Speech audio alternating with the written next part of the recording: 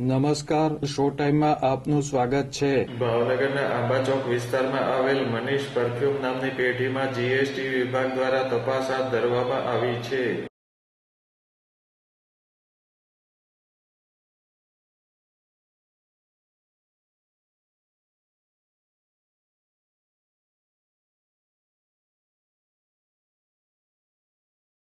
ભાવનગરના આંબાચોક નારેશ્વર મંદિર પાસે આવેલ મનીષ પરફ્યુમ નામની પેઢીમાં તેમજ પેઢીના માલિકના શિશુવિહાર ખાતે આવેલ નિવાસસ્થાને જીએસટી વિભાગ દ્વારા તપાસ હાથ ધરવામાં આવી છે.